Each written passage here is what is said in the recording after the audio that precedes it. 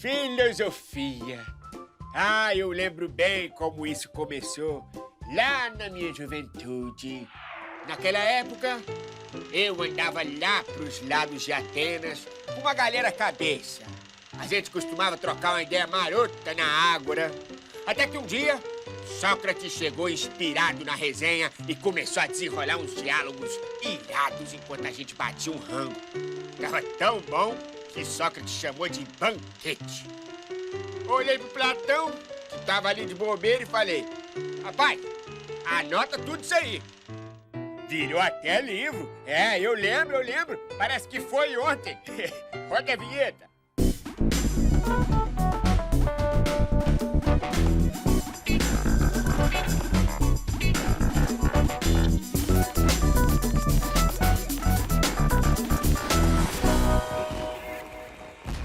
Hora do Enem no ar e hoje é dia de filosofia.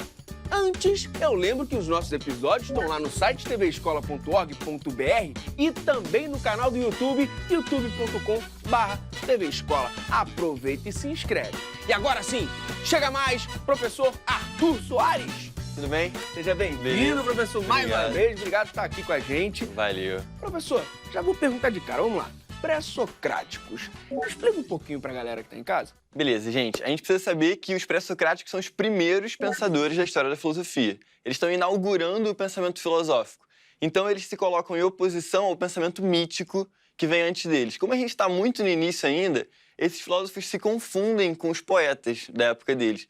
Então, existe uma confusão entre o pensamento mítico e o pensamento filosófico. Mas, no geral, os pré-socráticos, eles tentam introduzir o pensamento filosófico, que é um pensamento baseado na razão, que tenta utilizar argumentos, ao invés de dogmas que são clássicos da mitologia, beleza? Então essa é a principal diferença e é o que introduz eles como inaugurando a filosofia. E por que eles são conhecidos assim como pré-socráticos? Então, na verdade, eu não gosto muito do termo pré-socráticos, porque imagina que nós aqui somos dois filósofos e a gente não sabe, mas daqui a 100 anos vai nascer um grande filósofo, Francisquinho, que vai marcar a história da filosofia. E aí, nós dois vamos ficar conhecidos como os pré-francisquinhos só por causa desse cara, que a gente nem chegou a conhecer. É, pré-francisquinho. Não é o melhor nome pra falar da gente, que nem chegou a conhecer Francisquinho. Então, certo. A melhor maneira de se referir a esses filósofos é com o nome que eles eram chamados na época.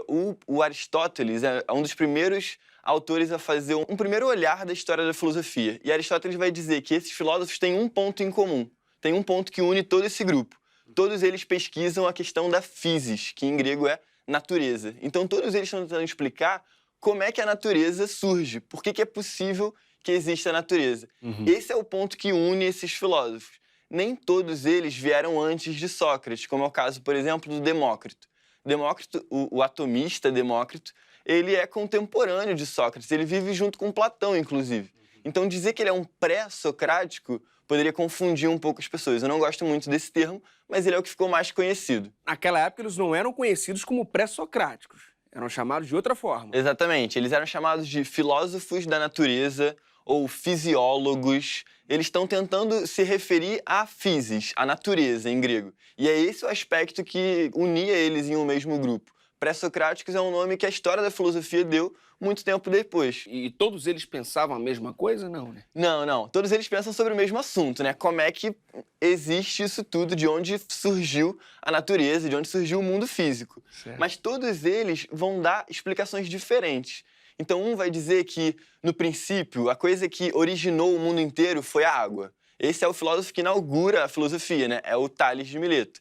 Outro vai dizer que é o fogo, outro vai dizer que é o ar. Mas, no geral, eles estão falando sobre o mesmo assunto. Só que a abordagem deles vai ser diferente. Cada um vai falar de um elemento diferente. E como os pré-socráticos podem aparecer no Enem? Em geral, os pré-socráticos estão relacionados a essa questão da physis, da natureza. Então, eles vão cair no assunto que a gente chama de metafísica, ou seja, o assunto sobre a própria realidade, né? O que constitui a nossa realidade. E aí, os dois principais são o Parmênides e o Heráclito. O Heráclito, por exemplo, falando que tudo muda o tempo todo e essa questão da mudança é central para ele. E o Parmênides dizendo que nada muda, que a ilusão dos sentidos faz a gente achar que o mundo muda, mas que, no fundo, tudo se mantém sempre o mesmo. E aí, bora ver a primeira questão? Claro, vamos lá.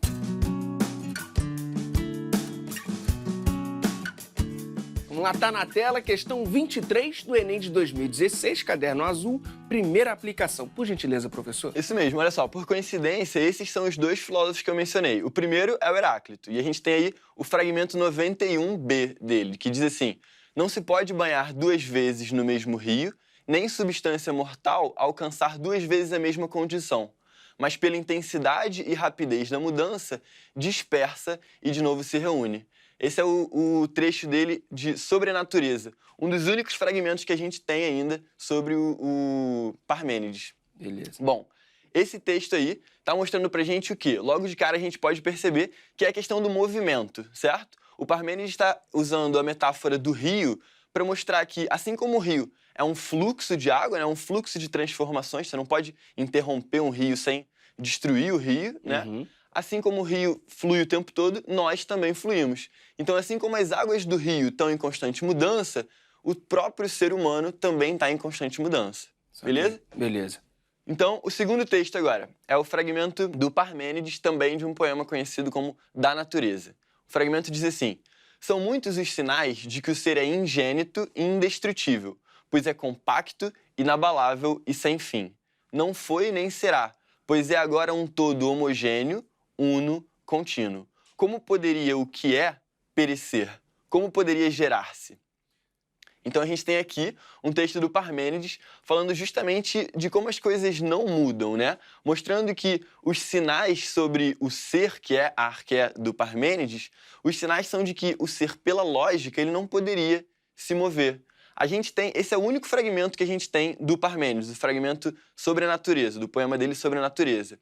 E ele deixa bem claro, logo no início do poema, o seguinte: olha, eu subi um monte para falar com uma deusa. Lembra que eu falei que ele se coloca junto com essa tradição de poetas? Uhum. Então, ele sobe o monte para falar com uma deusa. E quando ele chega lá em cima, a deusa, que é uma musa, né, as filhas de Zeus, com Mnemosine, a deusa da memória, ela diz para ele o seguinte: olha, Parmênides, tem 2 caminhos.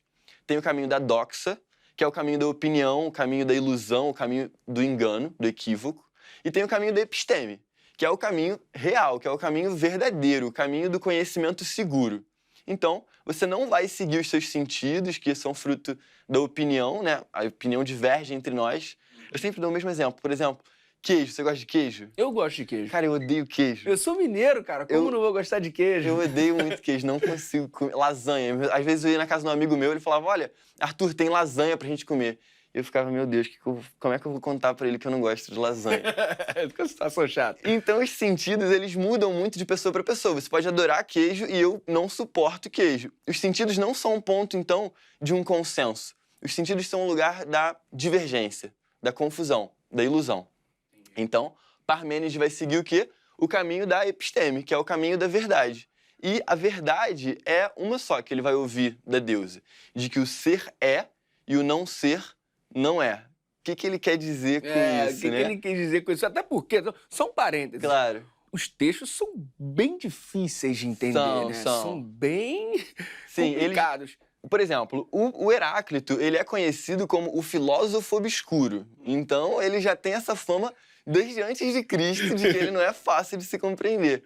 E o Parmênides, ele está tratando de alguma coisa tão abstrata que às vezes é difícil o aluno se conectar. Mas vamos lá, pensa comigo. Beleza. O ser é o conceito mais geral de todos. Ele fala sobre nós somos, mas o branco, a cor da minha camisa, ela também é. Uma ideia, ela também é. Então vamos considerar que o ser é tudo que existe. Beleza. Uma ideia existe, um pensamento existe, um sentimento existe, corpos existem, pessoas existem, tudo existe. Tá. Só tem uma coisa que não pode existir para ele. O quê? O nada. O nada não existe. O nada, ele não pode existir, porque se ele for uma ideia, ele é uma ideia e deixou de ser nada. Se ele for um corpo, ele passa a ser um corpo e deixou de ser nada. Se você dá alguma característica pro nada, ele passa a ser e deixa de não ser. O Parmênides vai dizer que é impossível você pensar no nada, porque você pensa em alguma coisa. E, portanto, um pensamento ele já não é o nada mesmo. O nada é uma abstração. Entendi. Certo? Beleza. Então, bora lá. Beleza. Então, por que é importante isso? Porque, nesse texto, o Parmênides está dizendo, olha, o nada não existe de modo nenhum. A única coisa que existe, o ser, é ingênito. O que é ingênito? Que nunca nasceu, que nunca foi gerado. Não, gênito de ser gerado. Indestrutível. Então, ele não nasce nem morre, ele dura para sempre, ele é eterno. Ele é inabalável, ele é apenas um. Então ele está dando as características do ser. E isso é completamente diferente das características que o Heráclito dá para o ser, ok? Esse é o ponto importante para a gente conseguir resolver a questão aqui. Perfeito, bora Vamos lá. dar uma olhada no que ela pede. Os fragmentos do pensamento pré-socrático expõem uma oposição que se insere no campo das... E aí a gente tem, letra A, investigações do pensamento sistemático. Bom, como eu já mencionei antes, o pensamento desses autores não é sistemático. É um pensamento muito mais próximo da poesia do que de um sistema filosófico rígido, certo? Certo. Então, a primeira opção, por ser um pensamento sistemático, a gente já poderia desconsiderar ela. A letra B diz que são preocupações do período mitológico, mas eu falei que os pré-socráticos são os primeiros a se diferenciar do pensamento Sim, mitológico. romper com isso, pensamento. Exatamente. Então também não podia ser a B. A gente tem na C, discussões de base ontológica. Então, se você não soubesse o que era ontologia, talvez você não pudesse responder essa. Mas o que é ontologia? Onto, em grego, é o estudo, é o ser. E logia, vamos considerar estudo, tipo biologia, estudo da vida, certo? Então, Calma a aí. ontologia... Onto é ser. Isso. Entendi. E logia, estudo. Beleza. Então, é o estudo do ser, estudo daquilo que é. É o estudo da realidade à nossa volta, ok? Beleza. Essa é a ontologia. O que é a realidade? Tentar afirmar o que é a realidade é fazer uma ontologia. Beleza. Então, será que esses autores estão tentando dizer o que é a realidade? Então, o Heráclito afirmando que ela é uma mudança contínua, comparável a um rio, Sim. e o Parmênides dizendo que ela nunca muda e que não tem comparação com nada que é vivo, com nada que os seus sentidos te mostram. Ou seja, está dizendo que é alguma coisa puramente abstrata. Essa é uma boa resposta, então. Vamos Deixa dar uma olhada- guardadinha, né? Deixa ela guardada. Isso. Vamos ver se não tem nenhuma que é mais completa. Geralmente isso pode acabar confundindo a gente. Então a letra D. Habilidades da retórica sofística.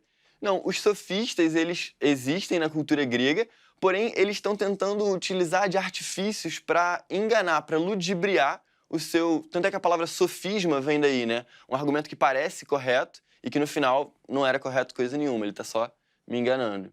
Então também não pode ser a D. E aí sobra a letra E. Verdades do mundo sensível, ou seja, o mundo dos sentidos.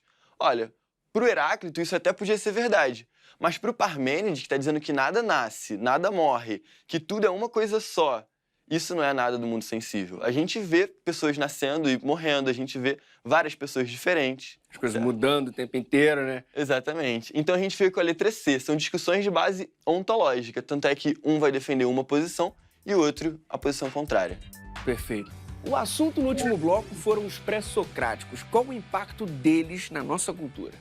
Olha, os pré-socráticos, eles são a base da filosofia. Se não fossem esses primeiros filósofos, talvez a gente não tivesse Sócrates e Platão e, portanto, a gente não tivesse toda a tradição filosófica que a gente tem. Porque a própria palavra filosofia, ela vem da cultura grega. Então, com certeza, os pré-socráticos têm influência direta sobre o nosso estudo de filosofia atualmente. Bom, a gente falou da relação desses pensadores, os pré-socráticos, com Sócrates, né? Mas tem um outro grego que é muito importante também, e tá aí, que é Platão, tá certo? Exatamente. O Platão é um dos filósofos mais importantes da história. Tudo que a gente tem, bom, a maior parte do que a gente tem sobre Sócrates foi escrito por Platão. Não vem direto de Sócrates, mas passa por Platão. Então Platão é um cara central na filosofia. A gente tem alguns comentadores que dizem que toda a história da filosofia são apenas notas de rodapé à obra de Platão. Então Que ele isso? dá um peso assim considerável para esse cara.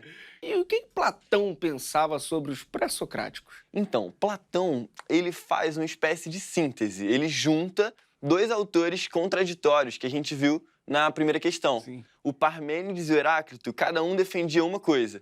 Platão vai tentar juntar esses dois autores na sua teoria, a teoria das ideias. Então, a teoria das ideias do Platão, ela tem um mundo sensível, que tem exatamente as características do mundo do Heráclito, do rio, da transformação, e um mundo das ideias, ou seja, um mundo intelectual, um mundo intelectivo, que estaria relacionado ao intelecto, estaria relacionado ao mundo do Parmênides, ou seja, um local onde a lógica pura e abstrata é a única coisa levada em consideração, e os sentidos devem ser desprezados.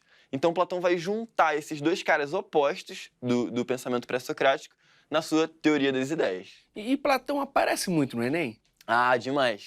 Assim, apesar do último ano ele não ter sido o principal filósofo, é recorrente. Em todas as provas a gente tem pelo menos uma ou duas questõezinhas ali sobre o Platão. Com certeza, ele não pode ficar de fora dos nossos estudos. E quais são os principais conceitos sobre Platão que a galera tem que ficar antenada? Então, eu já mencionei aqui a teoria das ideias. É importante que você conheça a teoria das ideias, que você saiba mostrar o mito da caverna relacionado a essa teoria das ideias. É importante que você conheça um pouco da República, ou seja, desse texto de Platão sobre política. Então, acho que esses 3 pontos são os principais. Você tem que conhecer a alegoria da caverna para poder explicar a teoria das ideias e também é importante a questão de política no Platão. Então, o texto da República também pode vir a aparecer bastante. Bora ver mais uma questão? Bora!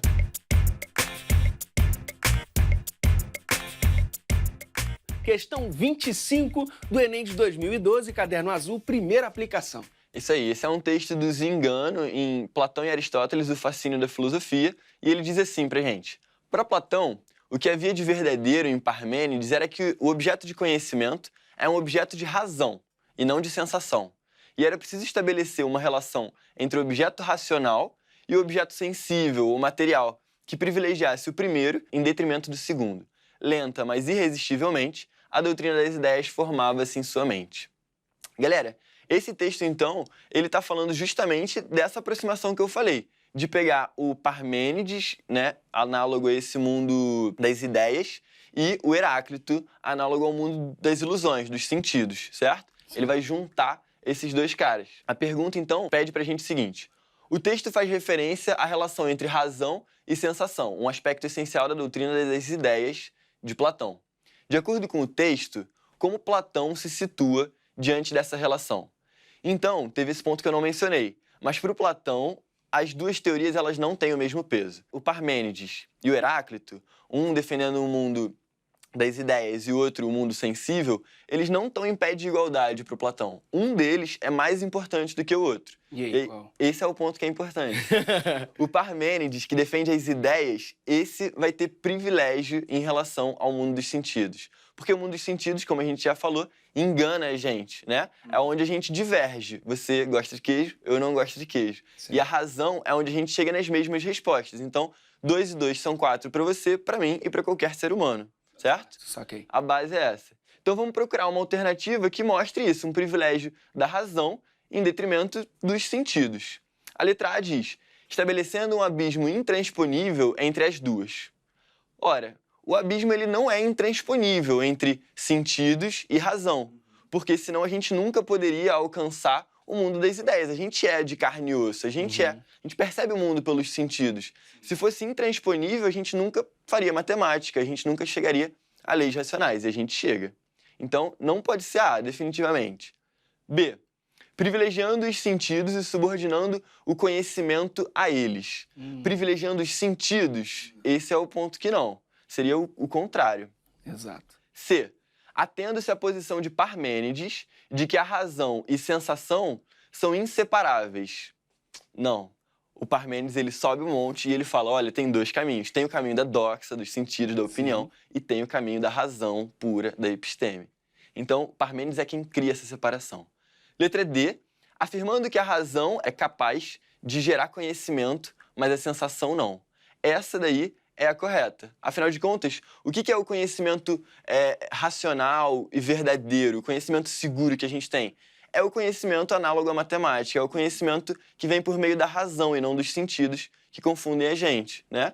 Então, os sentidos, de repente, um de nós pode ser daltônico e não sabe. Os nossos sentidos mostram coisas diferentes, mas a nossa razão, ela funciona igual. Tá Então, certo. esse é o ponto importante. Então, Vamos só- a D tá ali, tá? A gente separa, né? Isso, ela é muito boa essa. É muito boa. Vamos só ver se a E não é melhor ainda.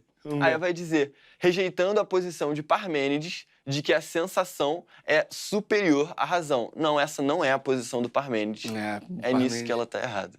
Perfeito. Então, só confirmando, a gente tava na gaveta, agora a gente tira da gaveta para confirmar. Letra D, afirmando que a razão é capaz de gerar conhecimento, mas a sensação, não. Essa é a correta. Mesmo ele fazendo essa mistura, ele valoriza um pouco mais essa parte da razão. Isso. Você E falou. os sentidos, então, eles estão relacionados à ilusão, aquilo que nos confunde.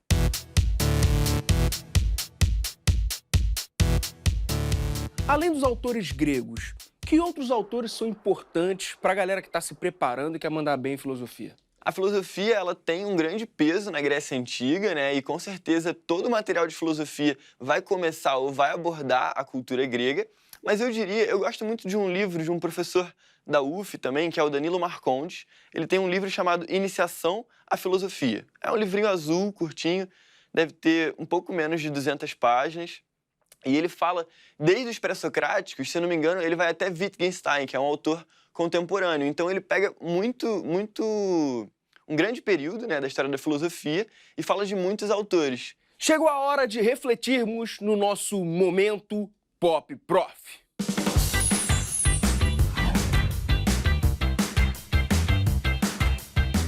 Explique para quem está em casa o que é o amor platônico. O Platão mesmo, ele nunca usou essa expressão e nem tentou popularizar um tipo de amor dele, não.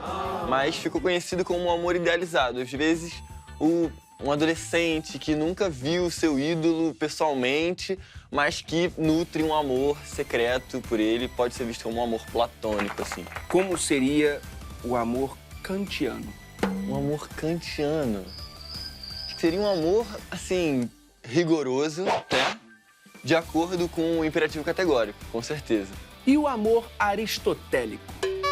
O amor aristotélico, eu acho que tem que ser um amor em prol da felicidade, né? Aristóteles acha que o objetivo do ser humano é a felicidade, então tem que ser um amor que te faça feliz. Se toda regra tem exceção, podemos afirmar que isso é uma regra. Logo, tem exceção. Sendo assim, nem toda regra tem exceção. Então não existe regra e nem exceção? É mais ou menos isso, sim, exatamente. Se toda regra tem uma exceção, essa regra, por ser uma regra, tem que apresentar uma exceção também. E aí, no caso, é tipo um paradoxo desses da falsidade. Tipo, essa frase é falsa. Se ela for falsa, ela tá dizendo a verdade. Se ela for verdadeira, aí ela é falsa mesmo. Mas aí ela é verdadeira. Ué, é um paradoxo. Não entendi, pode repetir. Tô brincando. Esse foi Arthur Soares no nosso Momento Pop Prof. Professor, qual a mensagem que você quer deixar para quem vai fazer o Enem e está focado nos estudos de filosofia? Olha, eu acho que é muito importante estar focado e tudo mais, mas eu acho que a principal preocupação tem que ser com a nossa saúde, né? Não surtar. É isso aí. Acho que esse é o ponto central, assim, que você não pode deixar acontecer. Você quer passar no vestibular, vai ser legal passar? Com certeza. Mas não pode surtar, porque aí você deixa tudo ir por água abaixo, certo? Então, manter a calma e não deixar essa pressão, né? Se é que você sente muita pressão de amigos ou da família, enfim, não deixar essa pressão te massacrar, porque isso pode fazer mal pra gente e acaba fazendo mal pros estudos também. Que outros autores é importante a galera que está se preparando ficar atento, dar uma estudada boa? Pô, boa pergunta, porque esse último ano ele não caiu tanto dos autores clássicos, de Platão, de Aristóteles, de Sócrates. Eles não apareceram com tanto quanto apareciam antes. Então, autores menos clássicos apareceram, como é o caso do Epicuro, Sartre, é o caso de Deleuze, os autores franceses muito. E, geralmente, a gente tem visto aparecer cada vez mais os autores da filosofia contemporânea. Então, de Nietzsche para frente, eles têm aparecido cada vez mais, enquanto que Platão tem sido deixado um pouco de lado aí. Uma boa dica é a galera consultar o domínio público, né? Com certeza. Muita coisa lá. Claro, filosofia é alguma coisa que está em domínio público, porque afinal de contas são mais de 2.500 anos, então não tem como não cair em domínio público. Perfeito, é só ir lá no site, tá, galera? E acessar e procurar que vocês vão encontrar todo esse conteúdo. Exatamente, todos esses textos que eu falei de Platão já estão lá há milênios. Então... tipo isso. Professor, muito obrigado mesmo pelo bate-papo, por toda a ajuda. Valeu, viu? eu que agradeço. Bom, a gente fica por aqui. Eu sei que você já tá ligado no nosso site, então corre lá para conferir os outros episódios. Basta acessar tvescola.org.br ou youtube.com/tvescola. Até a próxima. E hoje é dia de filosofia. Antes... Posso ir de novo?